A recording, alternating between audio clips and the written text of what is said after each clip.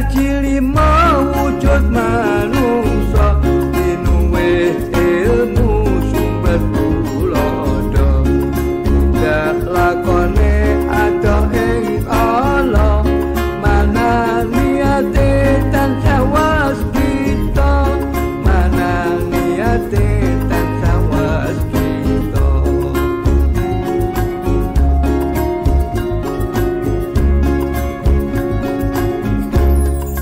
li khamsatun ufi biha harul waba'il hadimah al-mustafa wal murtada wabnahuma wa fatima wabnahuma wa fatima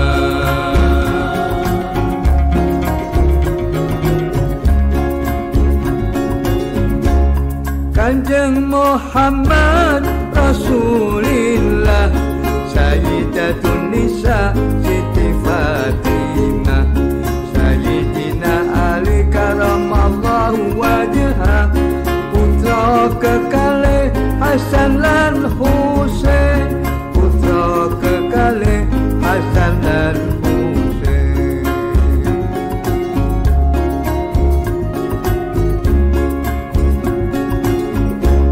sinten mawon kanyolawati Kanjeng Nabi tansah nyefaati marang limone yen tresnani Gusti Allah bakal mridhoi Gusti Allah bakal mridhoi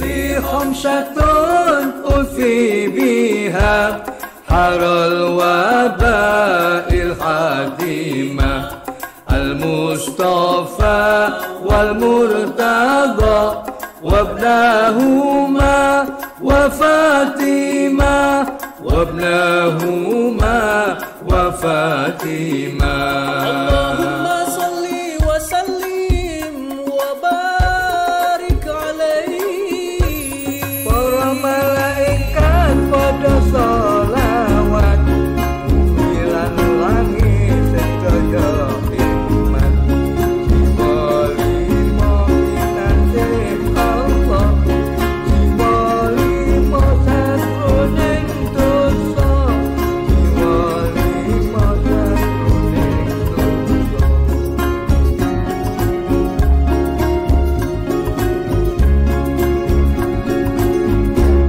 najan ibadah saumur-umur amal ibadah ra kena diukur marang limone yen ora akur roko panggone bakale jekur roko panggone bakale jekur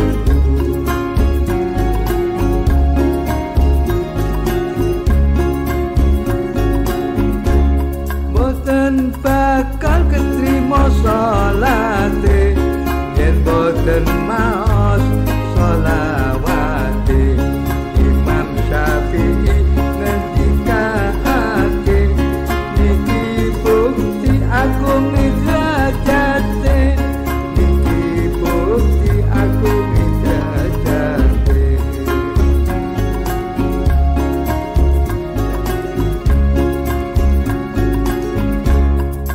li khamsatun ufi biha harul waba'il hadimah al-mustafa wal murtada wabnahuma wa fatima wabnahuma wa fatima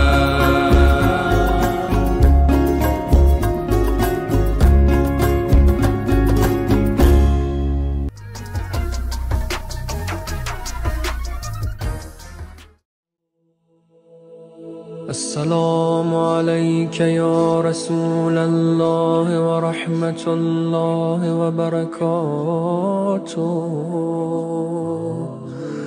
السلام عليك يا محمد بن عبد الله السلام عليك يا خيرة الله السلام عليك يا حبيب الله السلام عليك يا صفوة الله السلام عليك يا أمين الله أشهد أنك رسول الله وأشهد أنك محمد بن عبد الله وأشهد أنك قد نصحت لأمتك وجاهدت في سبيل ربك وعبدته حتى أتاك اليقين فجزاك الله يا رسول الله أفضل ما جزى نبيا عن أمته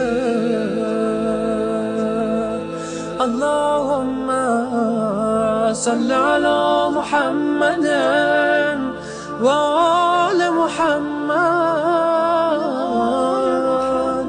أفضل ما صليت على إبراهيم وآل إبراهيم إنك حميد مجيد.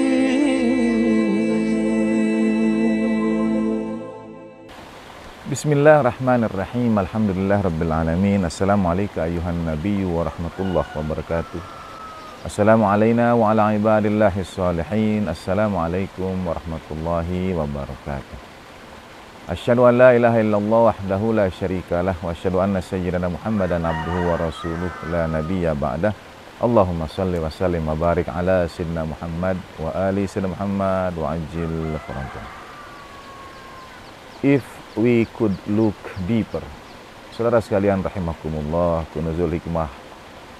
Kali ini kita berada di tempat yang cukup jauh dari keramaian.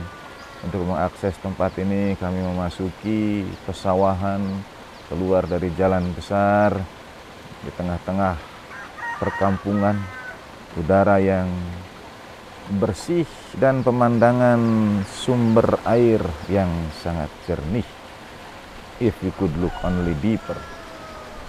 Bagaimana karunia Allah Ta'ala kepada kita selama ini, nikmat keindahan alam yang dihadirkan di tengah-tengah kita. Selama ini mungkin kita tidak terlalu memperhatikannya. Dalam Al-Quran setidaknya ada dua jenis hati yang kembali kepada Allah Subhanahu wa Ta'ala dan beroleh keselamatan. Yang pertama adalah a'udzubillahi minasyaitonirrajim, illa man atallaha biqalbin salim, dalam surat Asy-Syu'ara ayat 89. Kata yang sama juga biqalbin salim diulang dalam surat As-Saffat ayat 84. Yang datang kembali kepada Allah Ta'ala dengan hati yang bersih, dengan hati yang selamat. Dan hati yang selamat adalah hati yang bersih dari segala sesuatu yang membuat hati itu sakit, dari kotoran, dari penyakit hati. Ketika udara di sekitar kita bersih, mata air yang jernih, kita bisa melihat lebih dalam, lebih terang, lebih rinci, lebih jelas segala sesuatu. Orang mungkin berangkat ke tempat-tempat yang indah untuk refreshing, untuk menyegarkan diri mereka kembali. Sesungguhnya benar-benar untuk dapat melihat kejernihan diri mereka sendiri. Dengan berpikir lebih jernih, dengan hati yang lebih bersih, mudah-mudahan dapat menghadapi segala sesuatu dengan lebih baik lagi. Itulah qalbun salim. Hati yang kembali kepada Allah Ta'ala adalah hati yang bersih. Tetapi Al-Quran juga mengisahkan satu bentuk hati lainnya lagi, yaitu dalam surat Qaf ayat 33, a'udzubillahi minasyaitonirrajim, Man khasyar rahmana bil ghaib wa jaa biqalbin munib. Ayat ini sebelumnya mengisahkan tentang surga yang dianugerahkan bagi orang-orang yang bertakwa. A'udzubillahi minasyaitonir rajim. Wa uzlifatil jannatu lil muttaqina ghairu ba'id. Hadza ma tu'aduna likulli awwabin hafiz. Kemudian masuk ayat surat Qaf ayat 33 ini, yaitu orang yang takut kepada Allah Subhanahu wa taala yang Maha Pemurah, sedang dia datang kepadanya biqalbin munib, dengan hati yang kembali. Qalbin munib juga terjemahkan sebagai hati yang bertaubat. Jadi ada dua hati yang kembali dan selamat. Kehadirat Allah SWT yang pertama, orang yang menjaga kesucian hatinya, kejernihan sekali lagi, sehingga kita melihat dengan indah, melihat bagaimana nikmat Allah Subhanahu wa taala. Itu qalbun salim. Dan yang kedua, yang kembali kepada Allah taala biqalbin munib, dengan hati yang bertaubat, dengan hati yang kembali. Kita berusaha membersihkan, menjernihkan pemandangan yang mungkin air yang awalnya keruh, kemudian kita berusaha untuk kita jernihkan. Lingkungan yang boleh jadi terlihat terkesan kumuh, kemudian kita kembali bersihkan dan jernihkan. Saudara, untuk kembali ke hadirat Allah Subhanahu wa taala ada dua pilihan. Biqalbin salim, dengan memelihara, menjaga, bahkan suci sejak dalam pikiran, tidak berprasangka, tidak menaruh syakwa sangka, apalagi dendam, amarah dan lain sebagainya. Menjaga keasrian alam sebagaimana adanya, itu qalbun salim. Atau dengan biqalbin munib, hati yang membersihkan dirinya, hati yang bertaubat. Dunia sekitar kita, lingkungan tempat saudara, kota yang kita huni, barangkali sudah terlalu bising dengan suara deru industri atau dengan banyaknya polusi, baik itu polusi udara, bahkan polusi pendengaran kita. Saatnya kita kembali kepada Allah Ta'ala biqalbin munib. Dan bulan suci Ramadan adalah saat kita untuk membersihkan hati kita. Bukan hanya rumah kita secara lahiriah, melainkan juga rumah kita secara batiniah. Sepertinya ruh kita teramat lelah dengan segala keluh kesahnya. Ruh kita sudah lelah dengan seluruh permasalahan yang kita miliki. Saatnya kita berikan pada ruh kita itu ketenangan. Saatnya kita berusaha untuk memberikan, menghadirkan qalbun munib, hati yang bertaubat. Bulan suci Ramadan adalah saat yang teramat tepat, teramat baik untuk itu semua. Teriring doa kita selalu pada setiap orang, bagi setiap orang yang punya hak atas diri kita. Semoga Allah Ta'ala karuniakan pada kita qalbun munib, dan insya Allah sampai pada qalbun salim. Wassalamualaikum warahmatullahi wabarakatuh.